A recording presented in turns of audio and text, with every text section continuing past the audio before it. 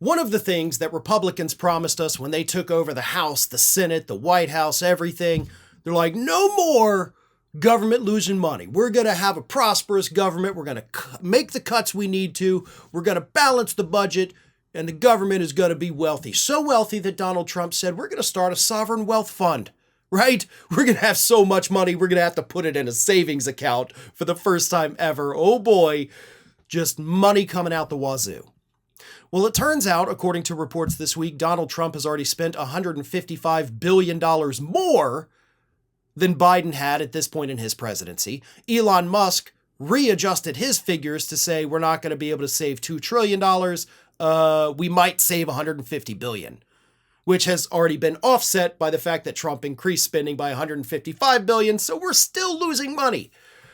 But according to the financial analysts at Goldman Sachs, the U.S. economy is about to lose a lot more money than that. In fact, we've already been losing money since Donald Trump came into office, they say, but it's about to get so much worse. Because foreign tourism into the United States is plummeting. It's plummeting so badly that these analysts at Goldman Sachs are now predicting that the U.S. economy is going to lose $90 billion this year alone, because foreigners don't want to come over here anymore for vacation. And the reason, of course, is 100% because of Donald Trump. Most of these people, according to this analysis, don't want to come over here because they're worried about Donald Trump's, border crossing policies, even for people legally here on travel visas, right? Like, we're coming for 2 weeks to go to Disney World. It's going to be so much fun. They're now not doing that because Trump may just send us right back. Or he may not let us out of customs at the airport. They may keep us there for days. They may put us in detention, which, for the record, has happened to tourists. Tourists from Europe this year, since Trump took office, trying to just come to the United States for leisure. Some of them have been detained for weeks. Now, those horror stories aren't necessarily told by the U.S. media, but you know where they are told?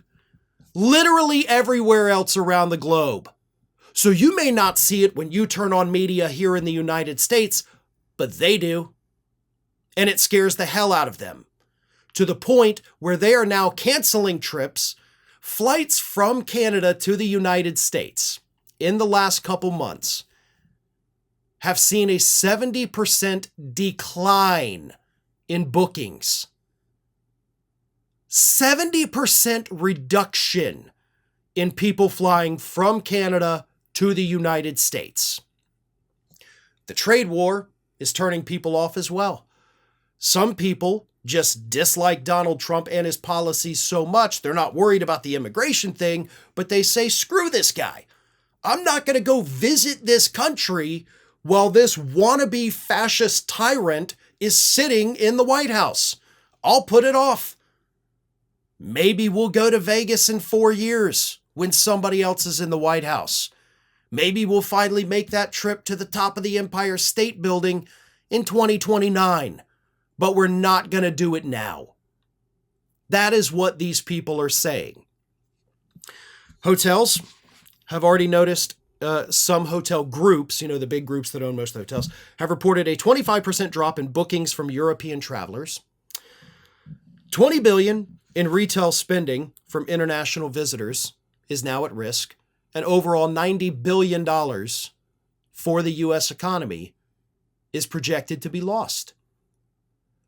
So what happens when the economy loses tens of billions of dollars in a short period of time? People lose their jobs. If hotels don't have as many people checking in, you don't need as many members of the bell staff. You don't need as many valets. You don't need as many cooks. You don't need as many maids. So people start getting laid off.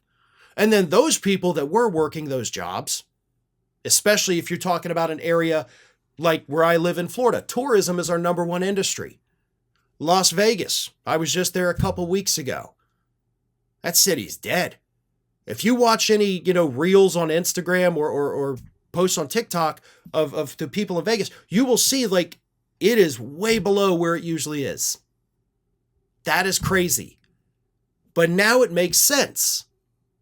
So we're losing money. First you lose the money, then you lose the jobs, then the money that those people who lost their jobs would be spending in the local economy, that dries up, more layoffs, more such and such. That is how the cycle goes.